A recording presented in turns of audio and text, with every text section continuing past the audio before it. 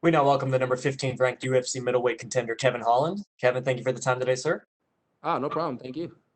We will take the first set of questions from Gabriel Gonzalez with Cage Side Press. Hey Kevin, how you doing, man? I'm doing good. How about yourself?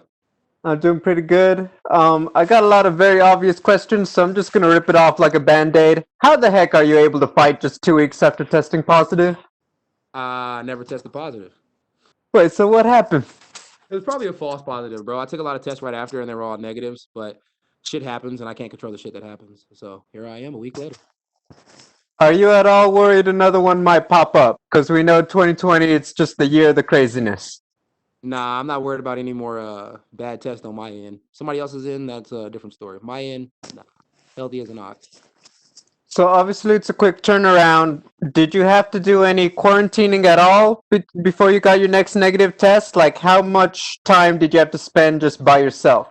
Yeah, I spent most of that whole next week before I got on the plane to come out here by myself. As soon as I got the negative test, it was the day. I mean, as soon as I got the test that said I was positive, it was the day after Thanksgiving, and then I had my coach that same day go buy a bunch of gear for the garage. He dropped it off in my driveway. I put the garage together, did what I could in the garage for most of the week, and then I did like two, maybe three sessions at the gym before I hopped on the plane. So I did Saturday, Sunday. I did Friday, Saturday, and then Sunday, and we didn't work out Monday. I did a workout at home, and that was it. So yeah, wasn't that bad. I got negative tests like 3 days after I got the positive, so I was good. Got it. I asked because obviously you get a switching opponent to Jacare. I mean, this is another tough guy. Just how much time did you have to work with your coaches and strategize and all that good stuff for this fight? I guess you could say in a way we got ready for Jacare in the garage, but I guess in a way you could say Jacare got ready for me in the garage. So even Stevenson. Very fair. Watching that fight, Jack Hermansson, Vittori, just a couple of days ago, just what was that like for you? Did you feel like that? That could have been me. Anything like that? No, no way possible that could have been me. The way those guys fought was beautiful, man. It was very nice for that specific fight for those two. Um, I wouldn't have got hit that many times in my face. I'm just not that kind of guy. Um, but yeah, props. Good fight. Props to them. Marvin Vittori got out there and got the job done. Looks like the boss baby. I'll go out there and get his job done, and we'll call it even Stevens once again. Hey, thank you, Kevin. Good luck. Oh, thank you. We will take the next set of questions from Scott Shapiro with South Florida Insider.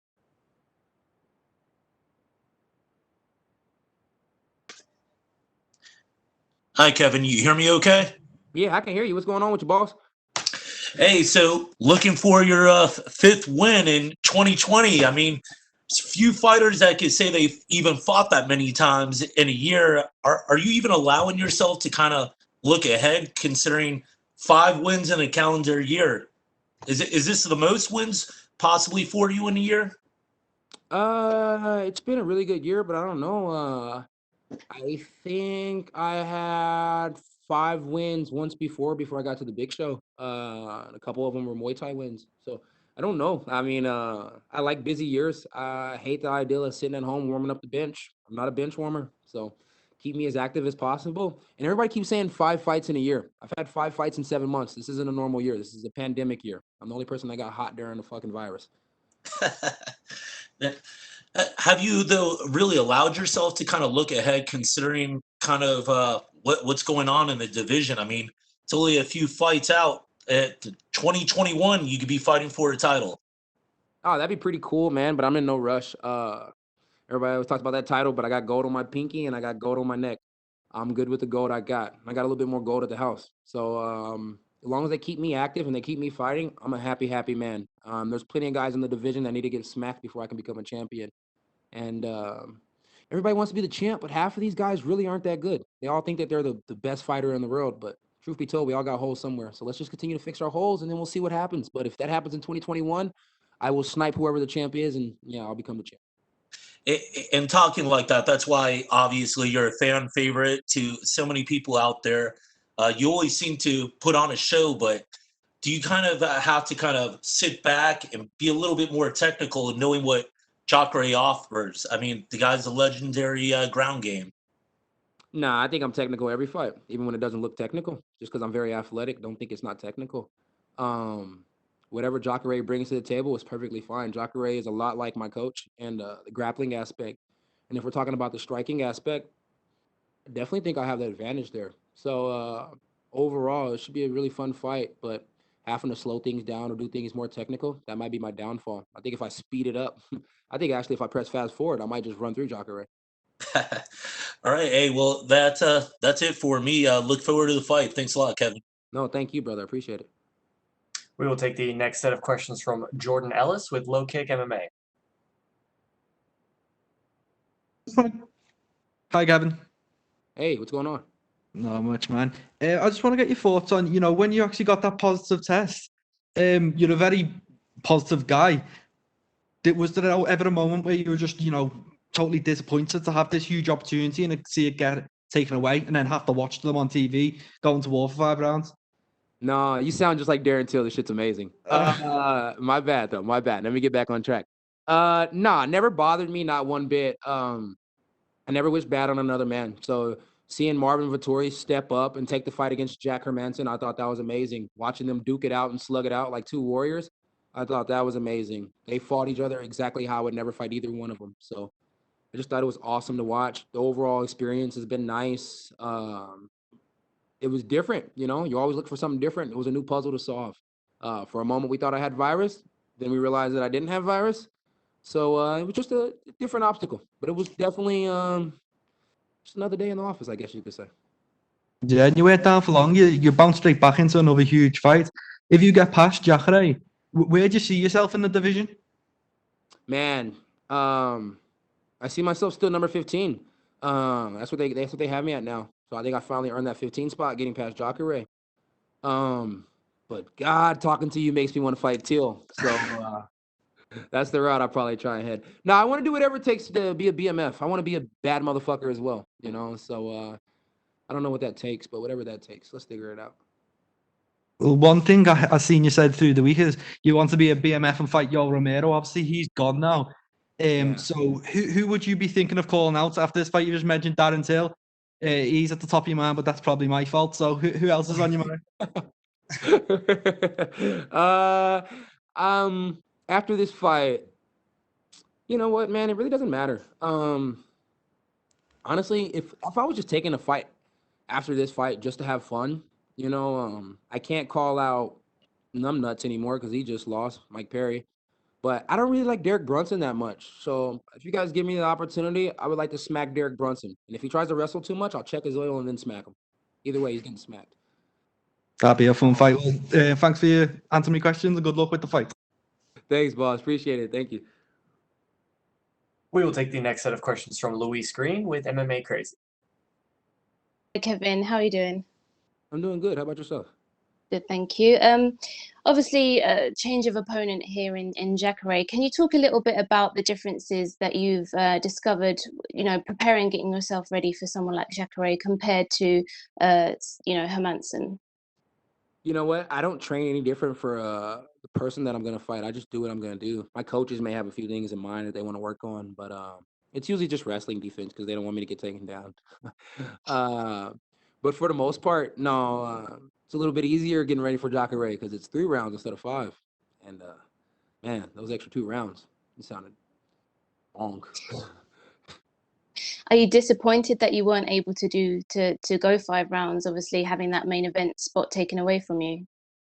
No, it was like I said earlier, it was never mine to begin with. So therefore, it was never mine to cry about when it got taken away. It was an opportunity that was presented to me, and then it was opportunity that was taken away. Another opportunity presented itself, and I'm happy with the opportunities that I get. So no matter what it is, I'm not going to be down about spilt milk, because all you can do is clean that milk up and pour another glass. Yeah, and obviously Jacare is a big name. He's had a long career with the sport. I mean, what was your reaction when they put forward his name to you? I was very happy with the Jacare. When they offered me Jacare, I got really happy. First thing I thought, I was like, damn, I'm officially an alligator hunter. So I'm gonna be the alligator catcher come December 12th, and I think that's amazing. And then I think it was even more amazing that my coach Travis Luter, he was super excited about the Jacare fight. a fighter that was around when he was around. So, you know, being able to take out a guy like Jacare, you know, put that mantle in my house, that's amazing. Very, very And amazing. definitely. And what have you thought about his career, you know, in general, and what have you thought about his past performances? Obviously, he's coming off of 2 recent losses, and what will you be expecting to see from him this weekend? 2 close losses. I'll be expecting to see a very hungry Jacare who wants to be back into good conversations. But I'll also be looking to see a Jacare who, if he can't get the job done soon, will be looking to retire. Yeah, you know, 40-something years old, you know. Can't keep coming out here fighting these young guys like me. So Mm, eventually you have to slow down, you know. definitely. Time to slow down. Okay, well, we look forward to seeing it. Thank you very much. No, thank you. Appreciate it. We will take our next set of questions from Sumik Dada with Sports Kita. Hey Kevin, hope you're doing well. Thank you. Thank you. So could you tell us a little bit about the procedure of how this fight came along? You obviously were scheduled to fight Jack Hermansson initially, but then of course you said there was this false COVID positive test now, and then you and Marvin Vittori kind of swapped places. So could you tell us a little bit of how this fight came together? Yeah, when they said I had COVID, I was like, dang, that sucks. So by the next day, I was like, what's the verdict gonna be? And I asked my manager, and he said they mentioned something about Jacare. So then I hit Mick Maynard up on Instagram, like, yo, what's up with the alligator? And he was like, yeah, you can take the Jacare fight if you think you'll feel good in a week. And I said, I think I will feel fantastic. It's about time I became an alligator catcher. So now here we are, getting ready to catch an alligator, legendary alligator at that. It's gonna be phenomenal. So this is your fifth fight of what has been a very unusual year so far. So initially, when the UFC restarted their events in this pandemic, was it like always your goal to keep yourself this active throughout the entire year? Man, it's always a goal to keep myself this active no matter what the year brings. I like being active. It's fun being this active. Nobody wants to warm up the bench. I'm not a bench warmer. So to be in the game and to be out here getting it, you know, once every other month or once a month has been nice. I really enjoyed it. We can do this again next year. And getting to this weekend, you're obviously facing a very experienced Jacare. Would you consider him as your toughest opponent in the UFC so far? No, not at all. Who would that be then? I don't know. That's still to come. All right. Okay, last question for me. Going back to the Jack Hermansson fight, a win this weekend would put you in prime position to call for a higher ranked opponent. Would you be interested in booking that Hermansson fight at some point? Yeah, if that's what they want me to do, I'm down for whatever they want me to do. I'm not the type of person that really asks for too much, you know. Like I was saying earlier, if I gotta ask for anything, I'm asking for Derek Brunson. He's ahead of me as well. Um, Other than that, I'm not too much asking for anything. I'm just asking that they continue to keep me on the roster and to continue to let me fight. That's the only thing I ask for. All right, I look forward to your fight this weekend and good luck to you, sir. Thank you very much. Appreciate it. We will take the next set of questions from Damon Martin with MMA Fighting. Hey, Kevin. You mentioned earlier that you got in the top 15 rankings with the new rankings that came out. But you're a guy, and I know from talking to you, you're just about the next challenge. You're not, as you said, not chasing belts, not chasing anything, just, out there fighting and doing your thing. The rankings, does that matter to you? I mean, is it a cool accomplishment, or are you just kind of like, all right, I got a number next to my name? It's cool for my grandpa. It's cool for other family members that look at stuff like that. And it's cool for my coaches. It's cool for people at the gym. For me, I could care less. As long as those checks keep getting fatter, I'm a happy man, bro. I'm a very, very happy man. You told me before this all kind of, the craziness all happened when right before Anderson Silva had his last fight scheduled, that you had always envisioned you would love to be Anderson's last fight because of your coach, Travis Luter, a guy who fought Anderson many, many years ago. Were you sad to see Anderson go out that way? And do you feel like, it is a good time for him to walk away? I know you said you'd love to be his last fight, but it seems like maybe we've seen him for the last time already. Yeah, man. I agree with Dana 100%. Fighting is a young man's game. And if you're going to do it at an older level, you should probably do it for an organization that's not as rough as the organization that we're in right now. So if Anderson Silva wants to continue to fight, out of respect to his career and respect to what he's done, he should probably fight other guys more in the same age category. That way, you can. I don't know, man. I don't know. It's hard to say. The ego in me, of course, I want to fight Anderson Silva. Of course, I don't want him to be done. Bring him right back so I can get another fight. The fan in me just wants to see him not lose anymore. You know, so Yeah. rough situation. Absolutely. With that being said, you mentioned you want to be the BMF. When the BMF title came about with Masvidal and Diaz, it was like the perfect storm. Those two guys, it was a great moment. It didn't ruin anything else, didn't ruin a title contender or anything by having those guys fight. So I'm curious, at middleweight or light heavyweight or welterweight, I know you kind of float around. Who would be the perfect BMF fight for you? The one that owns the belt right now. You know what I mean? The one that owns the belt right now. He owns the belt, so you got to take the belt from the person who owns the belt. Unless they're just trying to give out BMF belts to everybody in every weight division. But I doubt that. So, like I said once before in an interview, it doesn't make sense to have two belts at one weight class. So that one could be a catchweight at 175. Jorge Masvidal is a street fighter with a street background. Pretty sure he's down to do anything. But I got to build my clout before I can get a guy like George. So got to keep chasing necks, checks, and clouts, and I'll be all right. And last one for me, you mentioned 5 fights in 7 months. Everything goes well on Saturday night. You mentioned, as you said, the title is not necessarily what you're chasing right now, but you've had such an active schedule. We used to call it the Cowboy Cerrone schedule, then we call it the Angela Hill schedule. Maybe now we call it the Kevin Holland schedule. Is there a part of you that prefers that, staying busy, fighting every other month, and worrying about the ranked contenders? Not that you don't want to fight those guys, but you do see when certain people get ranked top 5, top 6, then they start their schedule slows down. Suddenly, then they're only fighting twice a year, maybe 3 times a year at most. They're not fighting. Like, would you prefer just to keep this kind of schedule permanently? Yeah, I like fighting a lot. I like fighting as often as possible. I like to fight as much as I can until I'm done. But like I always say, it's whatever they want me to do. I'm gonna try and be a company man more than anything else. So if they want me to slow down, let's try and wait till I'm 30. But it is what it is, and I'll take it how it comes. Thank you, Kevin. No, thank you.